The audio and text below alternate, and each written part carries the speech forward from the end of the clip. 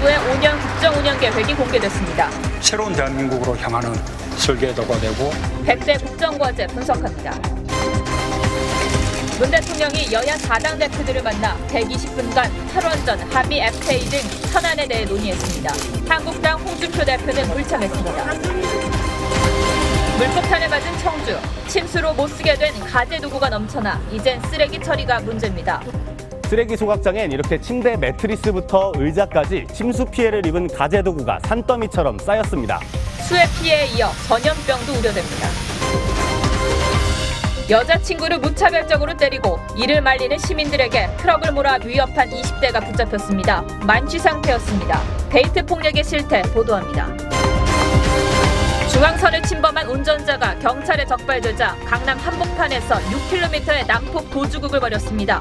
8분간 교통법규 16차례를 어겨 벌점만 325점에 달합니다. 탈북방송인 임지연 씨의 재입국에 대해 낙북설, 잦은 입국설 등 각종 설들이 난무합니다.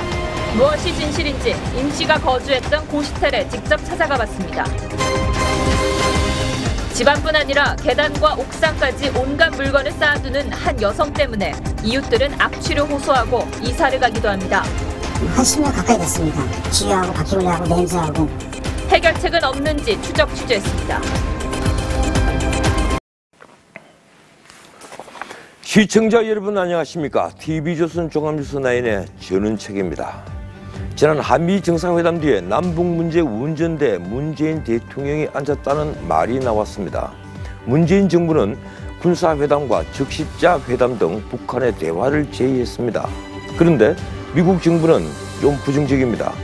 백악관 대변인은 트럼프 대통령이 북한과의 대화 조건을 명확히 제시해왔고 현재 상황은 그 조건을 충족하지 못하고 있다고 말했습니다. 북한의 핵포기가 대화의 전제 조건이라는 건 바뀌지 않았다는 것이죠. 미 국무부는 북한의 ICBM 발사 직후 대화 제의가 적절하냐는 기자들의 질문에 한국 정부에 물어보라고 말했습니다. 이쯤 되면 냉소적으로 보이기까지 합니다. 그런데 문재인 정부의 정책과 엇박자를 내는 것은 미국만이 아닙니다. 아사히 신문 보도에 따르면 북한 김정은은 미국의 심리적 압박을 가해서 북한의 핵 포기가 불가능하다고 판단하게 해서 북미 평화협정을 체결하라 이런 지령을 해외 공간에 보냈다 합니다. 김정은은 문재인 정권이 북한에겐 절호의 기회란 말도 했다고 합니다. 북한 생각처럼 만만한 상대가 아닙니다. 첫 소식입니다.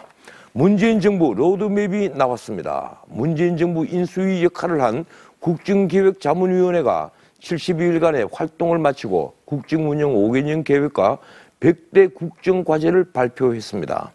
사실상 정규조 합법화를 추진하고 공무원과 교사의 정치 참여도 허용하기로 했습니다.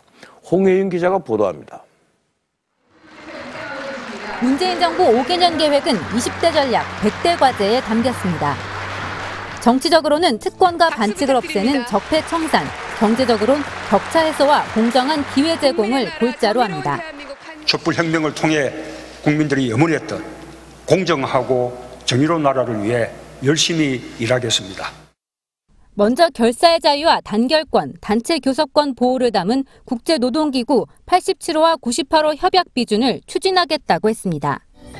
법의 노조인 전국교직원 노조와 공무원 노조가 합법화를 위해 요구해온 사항들입니다. 현재 금지돼 있는 공무원과 교사의 정치 참여도 보장하기로 했습니다.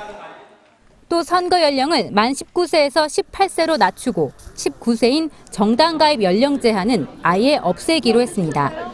촛불 정신을 구현하고 국민 주권의 헌법 정신을 국정 운영의 기반으로 삼는 생각합니다. 야당에선 공무원과 청소년까지 정치화할 수 있다고 우려합니다.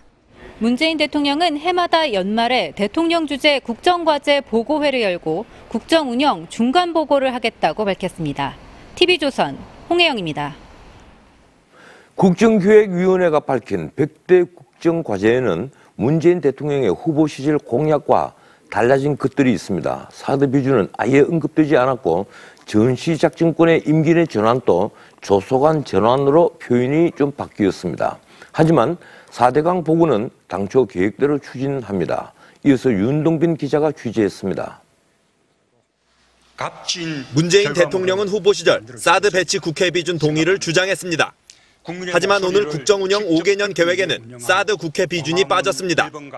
대한민국이 한반도 문제의 주인임을 분명히 하고 북핵 문제 해결을 위해 국제사회와 굳건하게 공조하고 있습니다. 임기 내에 이루겠다고 했던 전시작전권 환수도 조속한 전환으로 기한이 수정됐습니다. 독자적인 북핵, 미사일 대응 능력이 떨어진다는 평가에 트럼프 대통령과 정상회담 때 합의 사항도 감안한 것으로 보입니다. 하지만 4대강 사업은 보 6개를 상시 개방하고 정밀 조사를 거쳐 재자연화를 추진하겠다고 했습니다. 생명력을 복원해서 국민이 사랑하는 4대강이 되도록 돌려드리겠습니다. 4대강 복원을 명시하고 있어 일부 보를 철거할 가능성이 큽니다. 국정위는 탈원전을 위해 6개 신규 원전 건설 계획을 백지화하고 노후 원전 수명 연장은 금지하는 방안을 전력수급 기본계획에 반영하기로 했습니다. 산업용 전기요금도 조정하겠다고 밝혀 산업용 전기요금 인상이 예상됩니다. TV조선 윤동빈입니다. 국정기획자문위원회가 5년간의 국정로드맵을 발표했습니다. 주요 내용과 논란이 되는 정책들 그리고 재원 조달 문제 등을 조목조목 짚어보겠습니다. 정치부 신정훈 기자가 스튜디오에 나와 있습니다. 어서 오십시오. 안녕하세요. 지금 권력기관 개편 문제부터 좀 살펴봐야 될 것 같습니다. 이 공약대로 검경 수사권 문제 어떻게 하기로 했습니까? 예, 일단 문재인 대통령 검찰 개혁의 핵심이었죠. 예. 공수처 설치하고 검경 수사권 조정 모두 국정 과제에 반영이 됐습니다. 예. 일단 정부는 두 가지 모두 내년부터는 시행을 하겠다 이렇게 얘기를 했는데요. 경찰권 남용 방지책도 동시에 제기를 했습니다. 자치경찰제가 대표적인데 광역자치단체장들에게 치안 행정권 이런 걸 부여를 해서 경찰권 남용을 막겠다 이런 겁니다. 근데 예. 다만 어디까지 이 권한을 주느냐 이건 앞으로 이제 논란이 될 수 있습니다. 예, 경찰권 남용을 막는 장치를 마련하는데 어느 수준까지 이제 이 권한을 주느냐 하는 문제가 있다. 그렇죠. 예. 지금 그 적폐청산 얘기가 꾸준히 나왔지 않습니까? 예, 이 적폐청산 정책들은 어떤 것들이 나와 있습니까? 종류별로 굉장히 많은데 일단 대표적으로 정부에서는 먼저 각 부처별로 TF를 구성해서 국정농단의 실태를 파악하겠다 이렇게 밝혔는데요. 이게 원래 당초 공약에는 포함되어 있지 않았던 내용입니다. 또 최순실 씨의 부정축제 재산을 환수하는 방안도 같이 마련을 하기로 했습니다. 며칠 전에 발표됐던 반부패 관계기관 협의회 부활과 함께 정권 초 대대적 사정의 신호탄이다. 뭐 이렇게 해석이 되기도 합니다. 예, 이 교육 정책, 우리 국민들 관심이 많을 텐데 이 교육 정책은 어떻게 변화가 됩니까? 일단 문재인 정부의 교육 정책은 공공성 강화에 주안점을 두고 있고요. 대표적인 게 어린이집 누리과정 예산 이걸 중앙정부에 전담하기로 했고 또 현재 중학교 1학년생이 고등학생이 되는 2020년까지는 단계적으로 고교 무상교육도 실시하기로 했습니다. 현재 중학교 3학년생이 치르게 될 2021년 대학 수능 개편안도 올해 마련이 됩니다. 또 현재 이제 찬반 논란이 되고 있죠. 외고, 특목고, 자사고 폐지 문제. 요거는 다음 달 설치될 국가교육회의에서 논의하기로 이렇게 결정이 됐습니다. 예. 이 문재인 대통령도 뭐 다른 후보들과 마찬가지로 이 캠페인 과정에서 4차 산업혁명을 매우 강조를 했는데 네, 지금 새로운 산업정책 무엇이 들어있습니까? 일단은 기본적으로는 4차 산업혁명을 신성장 동력으로 활용하겠다. 이런 구상을 밝혔고요. 다음 달 대통령 직속으로 4차 산업 혁명위원회를 신설을 합니다. 여기서 아마도 이제 구체적인 내용이 논의가 될 텐데 일단 대표적인 거는 2019년에 세계 최초로 5세대 이동통신망 구축 또 2020년엔 준자율 주행차 상용화 이런 것들을 일단은 목표로 제시는 했습니다. 예, 이 복지 정책, 이 문재인 정부가 이 복지를 강화하는 것은 이제 분명해 보이는데 이 복지 비용이 지금 문제가 되지 않습니까? 네, 그렇습니다. 어떻게 마련한다고 합니까? 총체적으로 좀 말씀해 주시죠. 일단 복지 비용이 상당히 많이 늘었습니다. 그러니까 구체적으로 보면 5년간 전체 178조 원이 제시가 됐습니다. 근데 그 중에서도 이제 그러니까 전체 예산이 178조고 그 중에서 복지 분야의 43%인 77조 원이 들어갑니다. 여기에는 이제 아동수당 그리고 누리과정 예산, 기초연금 인상 또 최근에 이제 군사병 급여의 인상 이런 내용들이 다 포함이 돼 있습니다. 예, 문제는 이제 그 돈을 어디서 마련하느냐 하는 것인데 5년 동안에 178조. 이 구체적인 재원 방법이 나온 것이 있습니까? 일단 오늘 국정가족 발표에도 재원 가정 방안은 명시는 돼 있습니다. 예. 그 내용을 보면 정부는 세출 절감으로 95조 원, 그리고 세입 확충으로 82조 원을 조달하겠다 이렇게 밝혔는데요. 이를 좀 더 자세히 들여다보면 세입 확충의 70%가 되는 60조를 초과세수에 의존을 하고 있습니다. 그러니까 초과세수라는 게 말 그대로 경기가 좋아서 정부가 이제 예상했던 것보다 세금이 더 많이 거치는 그런 걸 얘기를 하는 건데, 결국 지나치게 낙관적인 전망에 기대거나 좀 구체성이 떨어지는 것 아니냐 이런 지적은 나오고 있습니다. 예, 이 낙관적인 전망이거나 아니면 구체성이 떨어진다 이랬는데, 그렇다면 구체적인 어떤 뭐 정세 방법 이건 나오지 않았다는 거죠. 정세 안 하겠다는 겁니까? 이번 발표에는 증세 방안은 아직 들어가 있지는 않습니다. 그래서 과거 정부에서도 이제 증세를 하지 않는다고 했다가 뭐 번복한 적이 여러 번 있죠. 그래서 과거와 같은 전철을 밟지 않으려면 국민적 동의를 거쳐서 증세를 공식화할 필요가 있다. 이런 지적도 나오고 있습니다. 예, 알겠습니다. 고맙습니다. 예, 지금까지 신중훈 기자였습니다. 예, 다음 소식입니다. 이 문재인 대통령이 취임 후 처음으로 여야 대표들을 청와대로 초청해서 점심 식사를 함께 했습니다. 정상회교 성과를 설명하고 협치의 복원을 강조했지만 구체적 합의에 이르지는 못했습니다. 자유한국당 홍준표 대표는 불참했습니다. 정수양 기자가 보도합니다. 문재인 대통령이 웃으며 여야 사당 대표들과 악수를 나눕니다. 큰 강을 건넜으니 뗏목은 잊어버리자며 협치를 당부합니다. 우리 모두가 좀 국민들을 바라보는 그런 정치를 한다면 좀 더 공감대도 많아지고. 테이블에 햇볕이 비쳐 덥다는 말이 나오자 문 대통령이 임종석 비서실장과 테이블을 그늘로 옮깁니다. 카메라가 보기에 뒤로도 좀 노는 게 낫지 않나요? 문 대통령은 추경 예산안 처리 협조를 요청했습니다. 100% 만족스럽지 않더라도 좀 이렇게 처리들을 해주시면 정부가 좀 더 열심히 일할 수 있지 않을까. 하지만 야당은 즉답을 피하며 문재인 정부 인사 원칙을 지적합니다. 기준을 마련하지 않는 데서 혼선이 좀 있었는데 유감스럽게 생각하고, 외교 현안에 대한 이견도 표출됩니다.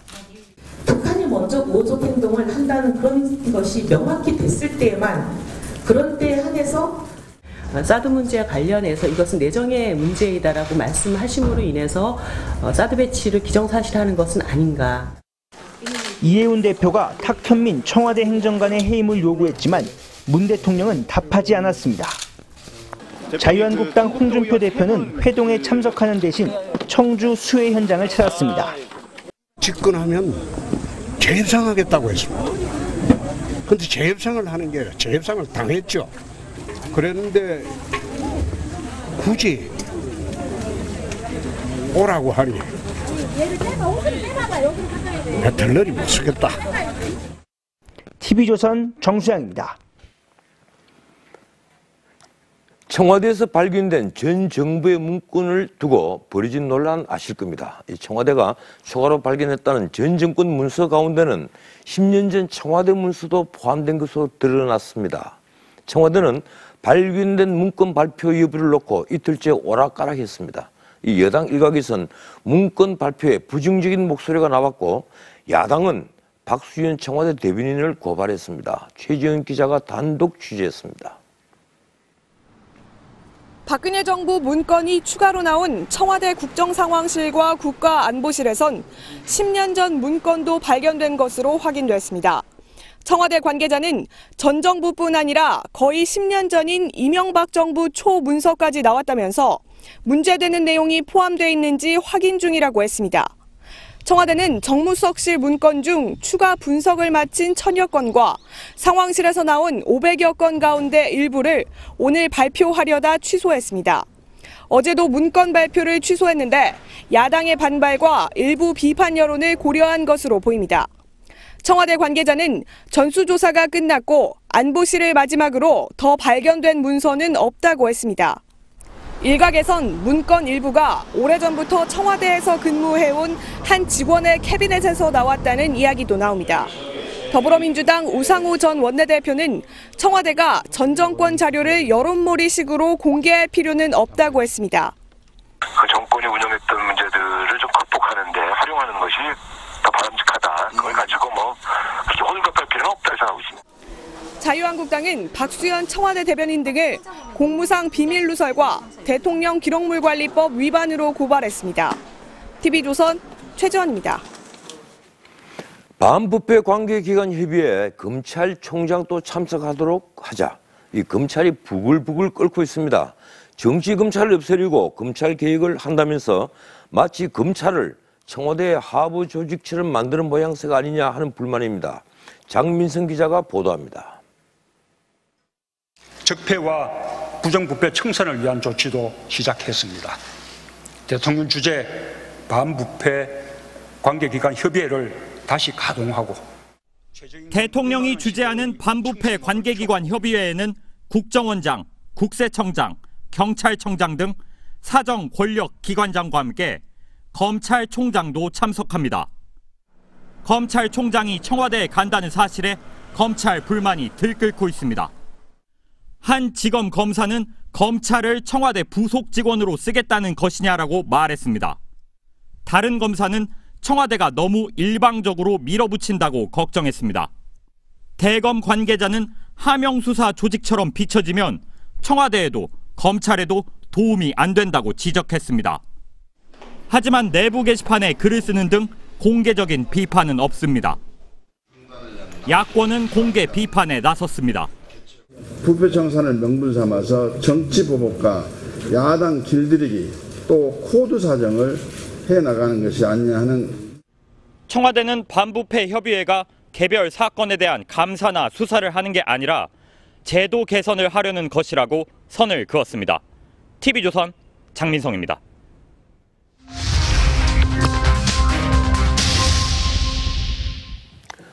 인사청문회 소식입니다. 이효성 방송통신위원장 후보자 인사청문회에선 강남 아파트 투기 의혹이 쟁점이 됐습니다. 이 후보자는 군 복무를 하며 대학원을 다닌 것에 대해 사과했습니다. 박지호 기자가 보도합니다. 이효성 후보자 청문회에선 서울 강남 개포동 아파트 투기 의혹을 놓고 내내 논란이 이어졌습니다. 그 아파트가 사실 때 2억 9천에 구입을 하셨지만 지금은 15억이요? 15억으로 돼 있고 제가 안 살아도 집값은 오르겠죠. 그건 제가 운이 좋은 거지 투기를 한 게 아닙니다. 야당 의원들은 뒤늦게 전입 신고를 했고 실제 거주하지도 않았다며 투기성 위장 전입이라고 했습니다. 이 후보자는 실제 거주 목적이었다고 반박했지만 방의 개수를 실제와 다르게 답해 논란이 커졌습니다. 사셨던 아파트 방이 몇 개인 줄 아세요? 2개인 줄로 알고 있습니다. 그게 위증이시라는 거예요. 방이 몇 개인지도 모르시니까 살지 않으신 거예요. 자, 제가 평면도를 가져왔어요. 방이 3개입니다. 방위병 복무를 하며 대학원에 다닌 것에 대해서는 사과했습니다. 좀 잘못을 인정하고 알겠습니다. 지금은 그렇게 하지 않았어야 된다고 생각합니다. 지상파 프로그램을 2개로 쪼개는 유사 중간 광고에 대해서는 개선하겠다고 했습니다. 이 교묘한 불법 상태를 갖다가 편법적인 상태를 갖다가 어쩔 수 없다는 식으로 방치해버리면 방송 환경이 이제 어려워지다 보니까 그런 편법이 나오는 건데요. 저희가 TV조선 박조입니다. 백운규 산업부 장관 후보자 인사청문회에서는 탈원전 정책을 놓고 공방이 벌어졌습니다. 야당은 백운규 후보자의 원전 전문성에 의문을 제기하면서 병력 기피 의혹도 쏟아냈습니다. 이유영 기자가 보도합니다. 인사청문회 시작부터 손피켓 문제로 신경전이 벌어집니다. 지금 자유한국당 의원들께서 이 앞에 지금 이 손피켓을 지금 부착하고 계신데 더불어민주당이 야당할 때도 무수히 많이 했습니다. 야당은 신고리 원전 5, 6호기 공사 중단이 졸속 행정이라고 비판합니다. 그렇게 독재적 발상으로 좀 드러나고 있어요. 그렇게 중단 지시한 게 옳은 일이냐? 주무장관으로서 그게 한마디 의견도 안 냈어요. 직무유기입니다, 이게. 백 후보자는 탈원전이 세계적 추세라며 민주적 절차로 결정됐다고 맞섭니다. 전반적으로 선진국에서 탈원전 추세이고 백 후보자의 전문성에 의문도 제기됩니다. 미국에 원전이 몇 개 있어요? 정확한 숫자는 기억하지 않습니다. 세계에서 제일 많아요, 안 많습니까? 정확한 숫자를 뭐 에너지 전문가를 하지 뭔 전문가인지 모르겠네요. 야당은 백 후보자가 미국 유학 시절 교통사고로 무릎 수술을 받아 병역 면제받은 것을 두고 병역 기피가 아니냐고 몰아세웁니다. 한국 가서 들어가면 수술하면 문제가 될 수 있으니까 아예 미국서 수술을 해갖고 들어가서 면제 판정을 받자.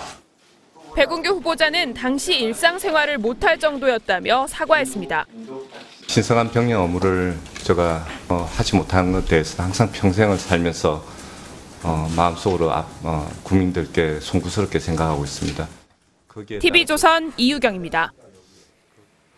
예, 수해 복구 소식 등 다른 소식은 오윤주 앵커가 전해드리겠습니다.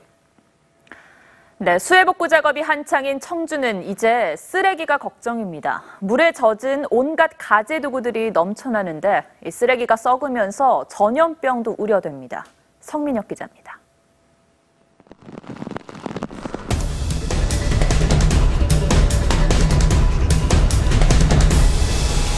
집 앞 마당이 진흙으로 가득합니다. 장롱부터 그릇까지 멀쩡했던 살림살이가 쓰레기로 변했습니다. 집안에 뭐 성한 물건이 아무것도 없어요. 이거 하나도 못 써요. 다 못 써요 지금. 그래도 여기서 가려보려고 그러는데 안 돼. 수해 쓰레기만 따로 모은 골목까지 생겼습니다. 청소차가 쓰레기를 쉴 새 없이 실어 나릅니다. 새 거 같이 보이는 물건이지만 가서 만져보면 물을 먹어서 흐물흐물하고 거의 다 그냥 내놓는다고 생각하시면 될 겁니다. 하루 최대 400톤인 쓰레기 소각장의 용량이 부족할 정도입니다.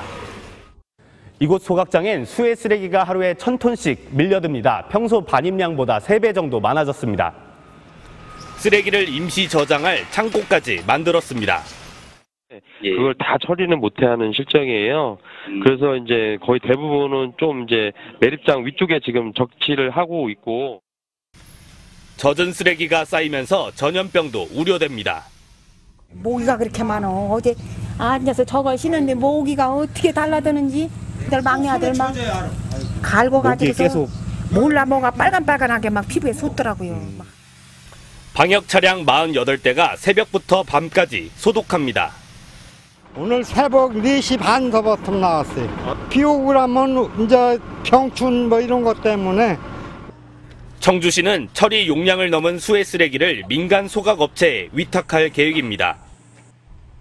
TV조선 성민혁입니다. 전국에 집중호우가 쏟아져 농민 피해가 속출하던 지난 주말, 청와대 농어비서관이 전남 나주의 한 체육 행사장을 갔습니다. 의원 시절 자신의 지역구였던 곳입니다. 그리고 이 자리에서 지역 민원을 해결하겠다고 약속했습니다. 고위공직자가 사실상 선거운동을 했다는 비판이 나옵니다. 최승현 기자가 단독 보도합니다. 지난 15일 전남 나주에서 열린 제12회 나주 페어컵 배드민턴 대축제 영상입니다. 반갑습니다. 늘 여러분하고 코트에서 만나게 됐었고 그런 특별한 단기단체이기 때문에 이 지역에서 시장과 의원을 했던 신정훈 청와대 농어비서관이 단상에서 연설을 합니다. 이번에 청와대 농어비서관으로 근무하게 되었습니다. 그 모든 것이 여러분들이 문재인 대통령, 문재인 정부를 만들어주신 덕이고 신 비서관은 대학 유치를 포함한 지역 수건 사업을 해결하겠다고도 합니다. 특별한 혁신도시 제대로 만들고 혁신도시에 세워질 한정공대 정말 차질없이 진행될 수 있도록 또 저의 모든 힘을 보태겠습니다. 엄격히 정치적 중립을 지켜야 할 청와대 비서관이 자신의 옛 지역구민들에게 민원 해결을 약속하며 선거운동을 하는 듯한 모습을 보인 겁니다. 더구나 집중호우로 농민 피해가 속출하던 시점이었습니다. 청와대 핵심 관계자는 청와대 참모진은 지역구 행사에 안 가는 게 불문율이라며 지역 민원사업 해결을 입에 담는 건 납득하기 힘든 일이라고 했습니다. TV조선 최승현입니다.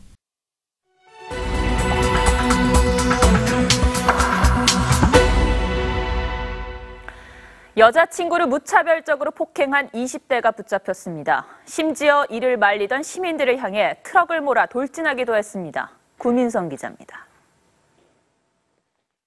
한 남성이 여성에게 발길질을 합니다. 여성을 넘어뜨리고도 폭행은 멈추질 않습니다. 발로 머리를 걷어차기까지 합니다. 여성이 기절해도 폭행은 멈추지 않습니다. 여성분이 계단 밑에 숨어있어요. 국민들은 이제 말렸죠. 운전을 못하게. 어제 새벽 1시 반쯤 서울 약수역 인근에서 22살 손모 씨가 술에 취해 동갑내기 여자친구를 폭행했습니다. 보다 못한 시민들이 피투성이가 된 여성을 피신시켰지만 손 씨의 폭력은 끝나지 않았습니다.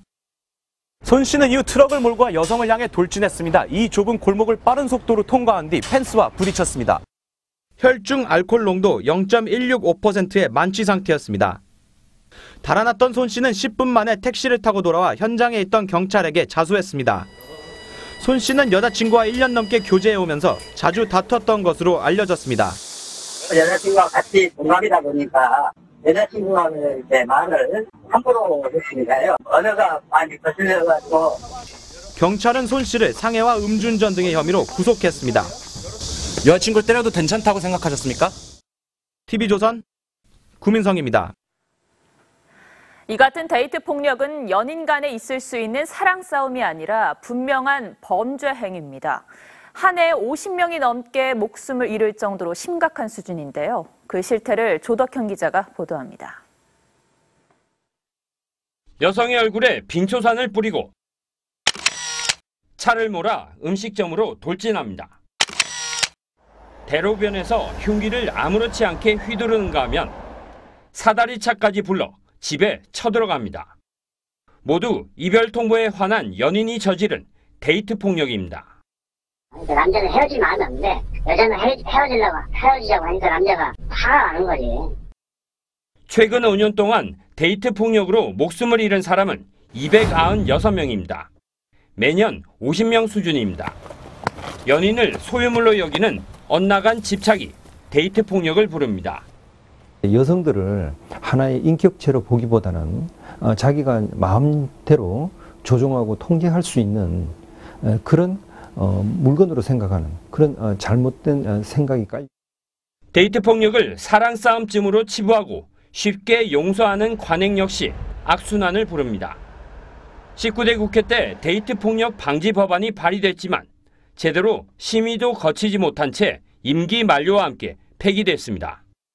TV조선 조덕현입니다. 강남 한복판에서 경찰 단속을 피하려던 운전자가 난폭 운전을 하며 달아나다가 결국 붙잡혔습니다. 도주하던 8분 동안 벌점만 325점을 받았습니다. 면허 취소입니다. 변재영 기자입니다. 교통법규를 위반한 차량이 도주를 시작합니다. 시속 100km가 넘는 속도로 빠르게 질주하더니 중앙선을 고개하듯이 넘나듭니다. 신호도 아랑곳하지 않고 경찰의 정차 명령도 무시합니다. 6km 남짓한 거리에서 16차례의 교통법규를 위반해 벌점 325점을 받았습니다. 지난달 17일 새벽 3시쯤 렌터카를 몰던 41살 김모 씨가 경찰차 3대와 추격전을 벌이던 불과 8분 사이에 벌어진 일입니다. 신호를 무시하고 처음에는 어떤 물체인지도 모를 정도로 그냥 내 앞에 뭔가 막 확 달려드는 그런 게 있었어요. 기겁을 했습니다. 김 씨는 이곳 성수대교 남단 사거리에서 순찰차를 들이받고 경찰에 덜미가 잡혔습니다. 경찰은 불법 자가용 택시 영업, 이른바 콜뛰기 전력이 있는 김 씨가 이번에도 콜뛰기 영업을 했던 것으로 보고 있습니다. 이미 15점의 면허 벌점을 처분받은 내역이 있기 때문에 이번에 단속되면 면허가 정지될까 봐 도주했다고. 난폭 운전 등의 혐의로 불구속 입건된 김 씨는 조만간 면허가 취소돼 1년 동안 면허를 다시 취득할 수 없게 됐습니다. TV조선 변재영입니다. 노래방에서 카드를 긁었는데 농산물 판매점에서 결제한 것으로 나왔다. 자, 그렇다면 카드깡을 의심해봐야 합니다. 신종 수법입니다. 윤재민 기자입니다. 경찰이 강남의 한 사무실에 들이닥칩니다. 책상 위에는 카드 단말기가 쌓여 있습니다. 65살 김모 씨는 지난 2014년 세금을 덜 내게 해주겠다며 자영업자들과 가맹 계약을 맺었습니다. 이들이 만든 어플을 통해 카드를 사용하면 중랑구의 노래방에서든 그리고 이곳 동대문의 상가도 상관없이 어디서 결제해도 모두 강남의 사무실에서 결제됐습니다. 실제 거래 내역과 달리 마치 쌀이나 과일 등 농산물을 구매한 것처럼 결제 내역을 조작했습니다. 농산물은 세금이 붙지 않아 가맹업자는 세금을 덜 내고 차액 일부를 김 씨에게 수수료로 떼어줬습니다. 사입하고 승인 조중이다. 알려당하지 않아. 쉽게 돈을 벌 수 있다는 소문에 가맹점은 3천여 개까지 빠르게 늘어났습니다. 김 씨는 2년 동안 31억 원을 챙겼고 가맹업자들도 5억 원의 부당이득을 얻었습니다. 가맹점에서 결제를 한 금액은 연말에 세금 공제도 못 받는. 경찰은 결제 대행 업체가 이들의 범행을 눈감아줬을 것으로 보고 수사를 확대하고 있습니다. TV조선 윤재민입니다. 정부는 최저임금 10,000원 시대를 만들겠다고 공언하지만 지금의 최저임금인 6,470원도 못 받는 근로자가 많습니다. 박소영 기자가 그들의 목소리를 듣고 왔습니다. 쇼핑몰 지하에 옷가게들이 밀집해 있습니다. 이곳 직원들의 평균 임금은 시급 6,000원. 현재 최저임금 6,470원에도 못 미칩니다. 암묵적으로 인정을 할 수밖에 없어요. 최저시급을 제대로 보장을 못 받더라도 일단은 고용이 우선이기 때문에. 교습소에서 영어 보조교사로 일하는 여모 씨도 하루 8시간씩 꼬박 한 달을 근무하고 30만 원을 손에 쥐었습니다. 돈은 좀 너무 적지 않느냐라고 물어봤을 때 그쪽에서 지금은 30만 원이지만 다음 달에는 60만 원을 주고. 화려해 보이는 공연예술계의 사정은 오히려 더 열악합니다. 2-3달의 연습 기간을 거치는 연극 배우들은 보통 100만 원, 적게는 10만 원을 받기도 합니다. 그나마도 주지 않는 경우도 있습니다. 무대에 올려주겠다는 이유로 자꾸 돈을 내면서까지 이제 하고 있고요. 그리고 대학로의 배우뿐만 아니라 개그맨들은 더 심각한 상태에 이르고. 영화 제작이 중단되면서 밀린 임금을 받지 못한 스태프들이 제작사와 투자사를 고발하는 일도 잦습니다. 문체부가 스스로 여기에 발벗고 나서서 근로계약이 제대로 작성되고 있는지, 법이 제대로 준수되고 있는지. 법정 최저임금 못지않게 최저임금의 사각지대부터 없애는 노력이 시급합니다. TV조선 박소영입니다.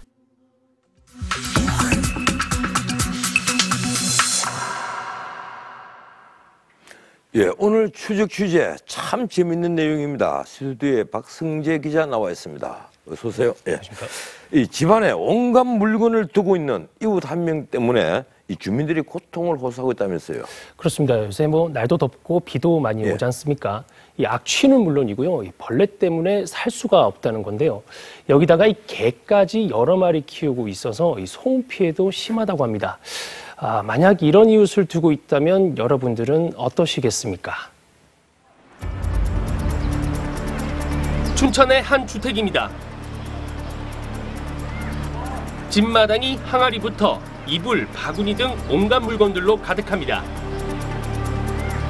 계단과 옥상 역시 발 디딜 틈조차 없습니다. 집 앞에 세워져 있는 차 안에도 앉을 자리 하나 없이 물건들로 가득합니다. 한 10년 가까이 됐습니다. 기하고 바퀴벌레하고 냄새하고 봄 되면 엄청납니다. 주변은 악취로 진동합니다. 어우, 무슨 냄새야 이게? 집안에 키우는 개들은 사람이 지날 때면 요란하게 짖어댑니다. 일부는 집 밖을 배회하기도 합니다. 올해 옆에 우리가 15사건 처리하는 게 주법이래요. 저기 개를 사람 물려가지고. 옆집에 살던 한 가족은 결국 이사를 나갔습니다. 아버지 어머니 돌아가시고 나서 때문에 여기서 이제 다시 이제 살라고 1년 반 살다가 도저히 여기서 살 수가. 잠시 후 나타난 집주인 57살 A씨. 홀로 사는 이 여성은 집 안으로 들어가 개들에게 사료를 줍니다. 한 집 건너 주택이 있는 개들에게도 밥을 줍니다. 두 집 모두 A씨 집이라고 이웃들은 말합니다. 계산 많아요. 네, 엄마가 물리지. 부모님. A씨는 기자가 말을 걸자 경찰부터 부릅니다. 상관없죠. 좀 고소할 거예요. 집 안 물건들은 다 필요한 것들이고 개들도 잘 보살핀다고 주장합니다. 삭도 있고 빗자루도 넣고 술거를 저기다 갖다 올려놨는데 여기 지금 저 집은 저기 4마리 아예 고급살도 아니면 먹지도 않아요. A씨를 본 이웃들은 강하게 항의합니다. 왜 그러시면 엄마 여기 사부작 빠졌어. 4층에서 가지 마라 사람아. 비만아 사람아 지나가 씻어. 지난 4월 시청 측은 A씨 가족을 설득해 한 차례 청소를 했습니다. 쓰레기를 걷어내는데 진짜 직원들이 막 토하고 난리가 아니었죠. 개 분비물 배설물에 엉망진창이 돼가지고. 하지만 A씨 집은 석 달 만에 예전 모습으로 돌아갔습니다. 인근에 사는 남동생은 갖은 노력도 허사였다고 말합니다. 어렵지 않다고 생각을 하고 그래도 답답하지 미치는 거죠. 엄단 취급해야죠. 문제는 시나 동사무소, 경찰이 강제로 물건을 빼낼 수 없는 데다 A씨가 이렇게 물건을 쌓아둔 집이 적어도 4채나 된다는 점입니다. 바퀴벌레가 여기 다 퍼진 거고 근데 그리고 왜 이렇게 냄새나고 사람 옷장 다 그냥 뒤집어 놓으니까. 전문가는 전형적인 저장 강박 증세라고 말합니다. 물건이 가치가 있어서 모으는 것이 아니고요.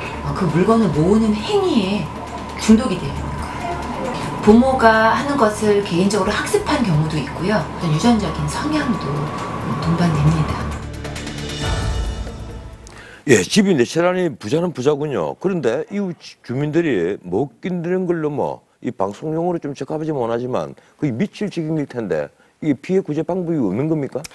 네, 사실 딱히 방법은 없는 상황입니다. 민사소송으로 위자료 정도는 받을 수 있다고 하는데요. 하지만 이 집안에 있는 물건들은 기본적으로 이게 사유재산이기 때문에 강제로 치울 방법은 사실상 없다고 합니다. 예, 박 기자 수고했습니다. 네, 예. 감사합니다. 네, 북한 김정은이 ICBM 성공 카드로 미국을 압박해 평화협정을 체결하라는 내용의 긴급 지령문을 주요 외국 공간에 보냈다고 일본 언론이 보도했습니다. 또 문재인 정부 집권 기간을 절호의 기회라고 표현했다고 합니다. 송지욱 기자입니다.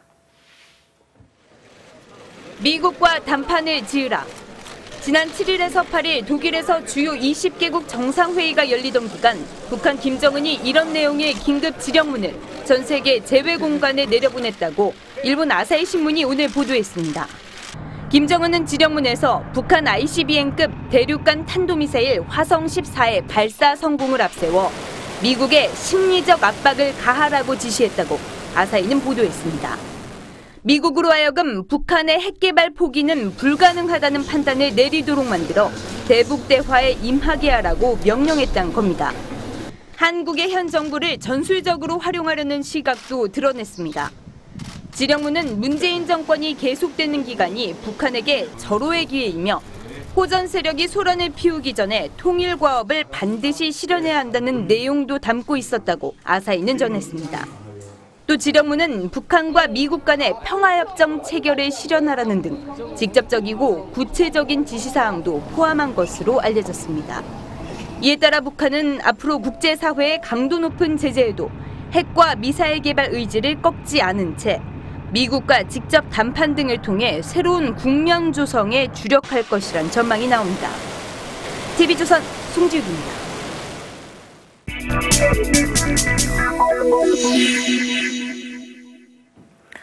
탈북 방송인 임지연 씨가 재입국한 경위에 대해 경찰이 내사에 들어갔습니다. 임 씨가 자진 입국했다, 납북됐다 등등 각종 설들이 나오고 있죠. 그래서 저희 취재진이 임 씨가 거주했던 고시텔을 찾아갔습니다. 무엇이 진실인지 포커스에서 파헤쳐봅니다. 보여드리겠습니다. 임지현입니다. 임지현입니다. 쓰레기 같은 인간입니다. 자유로운 세상에서 펼치려던 배우의 꿈. 왜 쓰레기가 된 걸까? 석 달 전까지 그녀가 살던 고시텔입니다. 이곳 주인이 기억하는 임지현 씨는 밝고 서글서글한 20대 여성. 특이한 건 중국을 자주 왕래한다는 정도였습니다. 중국 간다고 몇 번 지방에 왔다 했어요. 그제 가만 한 4월에 많이 어쨌든 일찍. 지난 4월 초 귀중품을 모두 챙겨 떠났다고 합니다. 방열쇠는 책상 위에 두고 갔습니다. 4, 5년 전 중국에서 음란 방송을 찍은 사실이 알려지면서 연예인의 꿈을 접고 돌아갔다는 이른바 잦은 입북설을 뒷받침하는 정황입니다. 여기 갈 때 다시 올 방이면 내 물건이 피를 놔두고 가겠어요, 방에다. 나는 그렇게 생각해요. 안 올 거라고 안 올 것 같다. 하지만 방을 빼겠다, 안 돌아온다, 이런 말은 하지 않았다고 합니다. 부피 큰 겨울옷까지도 일부 두고 갔습니다. 저 이제 그만 살겠습니다 이렇게 말. 말 안 했다는 거죠. 그래서 한 달 이상은 계속 놔뒀지. 탈북자 단체에선 임 씨가 북한 가족의 송금하는 문제로 중국에 갔다가 납북됐을 가능성에 무게를 둡니다. 돈을 받은 적이 없다. 부모님 쪽에서. 그래서 브로커인들도 항의하러 중국에 들어간 거죠. 북한에서 연결됐으니까 잡혀가는 거지. 종적을 감췄던 임 씨는 석 달 만에 북한 선전 매체에 등장했습니다. 탈북자와 탈북자 출연 방송을 비난했습니다. 이랑 친구라고 이제 꾸며낸 동영상입니다. 이제 그때 제작진 놈들이 이제.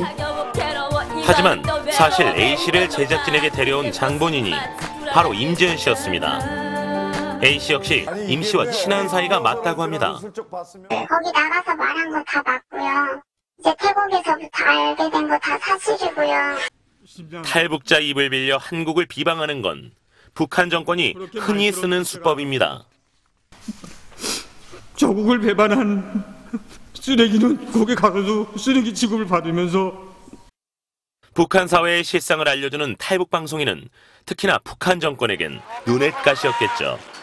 저렇게 탈북하면은 저 사람들처럼 살 수 있겠구나라는 생각을 할 수가 있다는 거죠. 그만큼 북한의 여파가 엄청 크다는 거예요.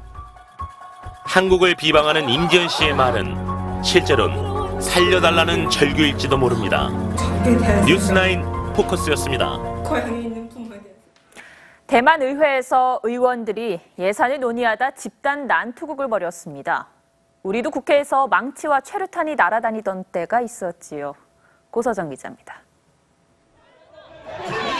한 남성이 다른 남성에게 갑자기 달려들어 목을 꺾더니 프로 레슬러처럼 바닥에 패대기를 칩니다. 여러 명이 말려보지만 싸움은 오히려 더 커졌습니다. 고성이 오가고 수십 명이 한둘 뒤엉켜 집단 몸싸움을 벌이는 이곳은 우리나라 국회에 해당하는 대만 입법원입니다. 지난 18일 여야 입법위원들이 총 15조 원 상당이 들어가는 인프라 개발 사업 예산을 놓고 벌인 첨예한 대립이 결국 난투극으로 번진 겁니다. 지난 14일에도 비슷한 상황이 벌어졌습니다. 서로 밀치고 물폭탄과 종이를 던지는가 하면 소파를 던지려고도 합니다. 문제의 인프라 개발 사업은 경전철 건설, 홍수 방지 시설 확충 등이 핵심 내용인데 내년 지방선거를 앞두고 여당인 민진당의 기반 지역에 혜택이 많이 돌아간다며 야당인 국민당이 극렬하게 반대하고 있습니다. TV조선 고서정입니다.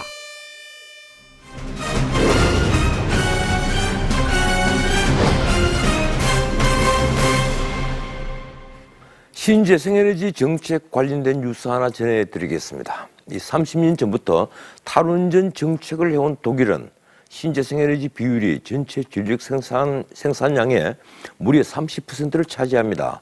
2050년에는 이를 100%까지 높일 예정인데 우리나라와 다른 점은 무엇인지 독일에서 최윤정 기자가 보도합니다. 60가구가 살고 있는 작은 농촌 마을 펠트하임. 풍력 발전에 전기를 의존합니다. 이곳 전기 생산의 90% 이상은 풍력단지에서 만들어집니다. 모두 55개의 발전기가 있는데 이 한 개의 발전기면 마을 전체의 전기 공급이 가능합니다. 국가는 남는 전기를 모두 사줍니다. Ja, also die Unterstützung erfolgte durch das Erneuerbare Energiengesetz EEG und in diesem EEG wird den erneuerbaren Energien ein Einspeisevorrang gewährt. Also 독일은 2050년까지 신재생에너지 100% 시대를 목표로 합니다. Ich beantworte die Frage mal vom Ende her. Bisher hat es keine Probleme gegeben beim derzeitigen Ablauf des Atomausstiegs. Es laufen noch bis 2022 einige Atomkraftwerke, aber dann werden die letzten 3 abgeschaltet. Und bisher hat die Produktion der erneuerbaren Energien das Abschalten immer ausgeglichen. 수급 차질은 걱정하지 않습니다. 원전이 풍부한 프랑스 등으로부터 전기를 살 수 있기 때문입니다. Ich halte das für ein sehr hohes Gut, dass wir auch auf Energie bezogen, auf Strom bezogen einen europäischen Binnenmarkt haben. Dass es also möglich ist, zwischen den europäischen Mitgliedstaaten auch ein Gut Strom frei zu verhandeln und frei zu handeln. Das hilft uns. 독일은 30년째 일관된 에너지 정책을 유지하고 있습니다.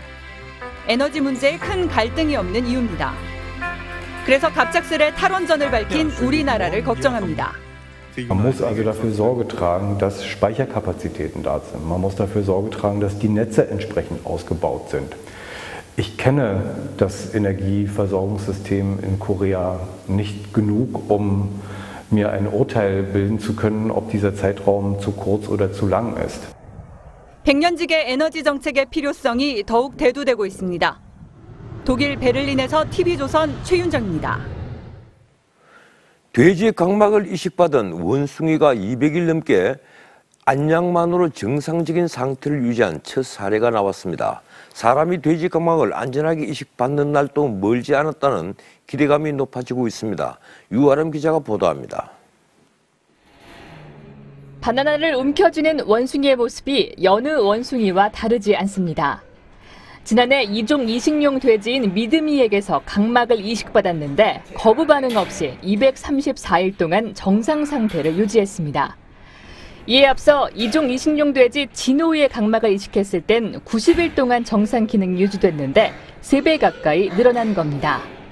특히 안약만 주입하며 200일을 넘긴 것은 국내 첫 사례입니다.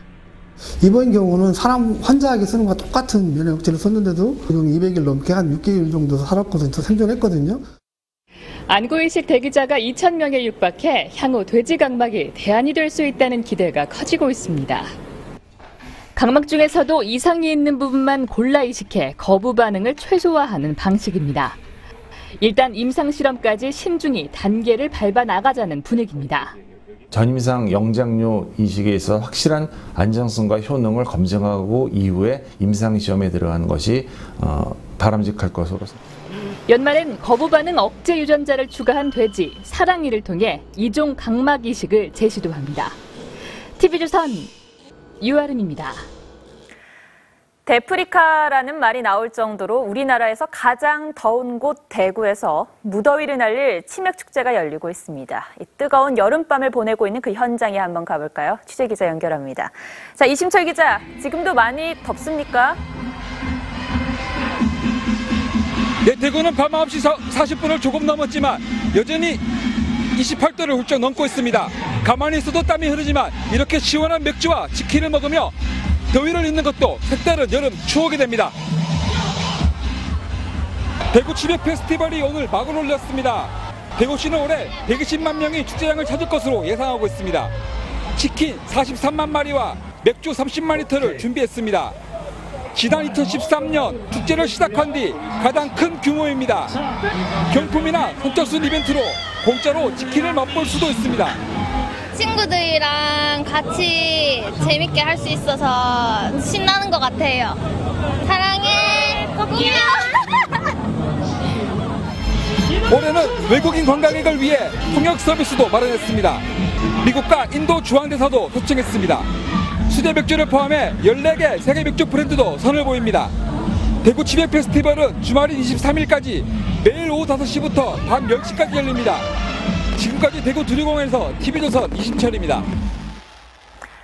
남자 아이스하키 대표팀이 평창올림픽 금메달을 목표로 구슬땀을 흘리고 있습니다. 자신감도 넘치는데요. 2억 원짜리 미군 특수부대 훈련으로 다져진 자신감입니다. 이다순 기자입니다.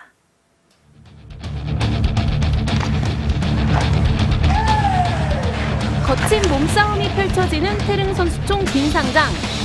남자 아이스하키 대표팀 훈련은 그야말로 실전을 방불케 합니다. 가장 바쁜 사람은 단연코 백지선 감독. 세밀한 작전 지시부터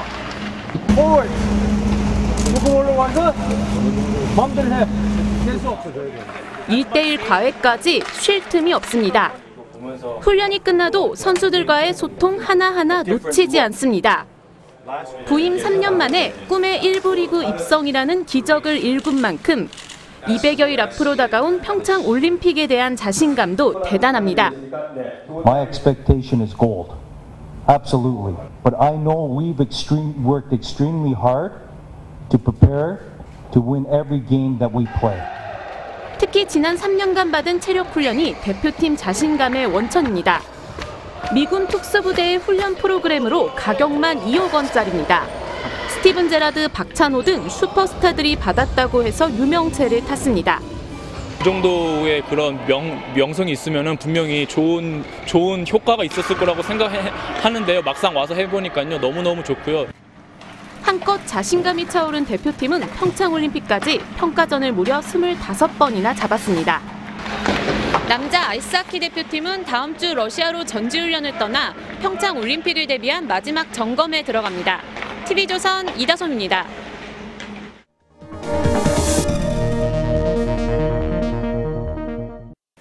19년 전에 1998년 10월 17일 새벽 5시 10분경에 대구 구마고속도로에서 집으로 가던 대학 1학년 정은희 양이 23톤 트럭에 치여 숨졌습니다.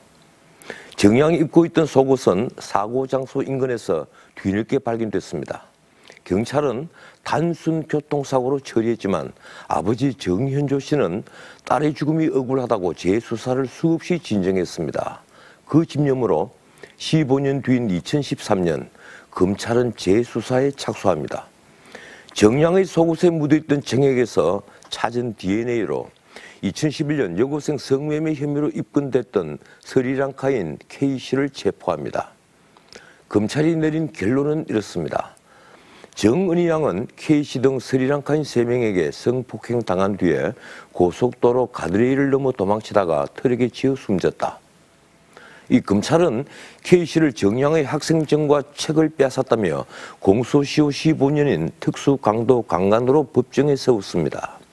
특수강간죄에 공소시효 10년이 지났기 때문입니다. 문제는 강도의 증거가 부족하다는 것이었습니다. 결국 K씨는 지난 18일 대법원에서 무죄가 확정됐습니다. 19년 동안 정현조 씨는 딸의 억울한 죽음 뒤의 진실을 쫓았습니다. 그는 딸이 죽고 우리 가족의 시간은 멈췄지만 내 가슴 속에 공소시효는 없다며 울었습니다. 19년 전, 아니 조금만 더 일찍 정현조 씨의 말에 누군가가 귀를 기울였다면 이 땅에 정의는 실현되었을 겁니다. 저 역시 정은희 양 죽음의 공범이 아닌가 하는 심한 자책이 듭니다. 네, 오늘 하루도 무더위에 고생 많으셨습니다. 폭염특보 이어지고 있는데요. 경기 강원 지역까지 주의보가 확대가 됐고요. 영남 지역은 이렇게 대부분 지역에 이 경보가 발효 중입니다. 건강관리 잘 하셔야겠습니다. 이 지역은 내일도 35도를 웃돌겠습니다. 특히 대구가 37도까지 오르겠고요. 또 서울이 33도, 대전, 광주 등 34도까지 오르는 곳이 많습니다. 밤사이에도 열대야 계속되는데요. 특히 강릉, 제주는 최저기온이 27도에 머물겠습니다. 또 내일도 한여름 햇살이 뜨겁겠습니다. 오후부터 밤 사이에는 소나기 예보가 있는데요. 내륙을 중심으로 요란한 비가 올 수 있다는 점 참고하시기 바랍니다. 모레는 장마전선이 다시 북상을 하면서 경기, 강원 일부에 비가 오겠고요. 주말에도 중부지방으로 확대가 되면서 기온이 좀 내려가겠지만 남부지방의 경우 당분간 폭염이 계속될 것으로 전망됩니다. 날씨였습니다. 독일 언론인 볼프 슈나이더는 우리 모두는 결국 패배자일 뿐이라고 말했습니다. 그의 말처럼 지구는 좌절에 비릴지 모릅니다. 인생을 살다 보면 때론 구덩이에 빠지기도 하고 때론 돌뿌리에 걸려 넘어지기도 합니다. 그렇더라도 우리 모두 용기를 냅시다. 오늘은 여기까지입니다. 내일 멋진 하루가 기다립니다. 내일 밤 9시에 뵙겠습니다. 고맙습니다.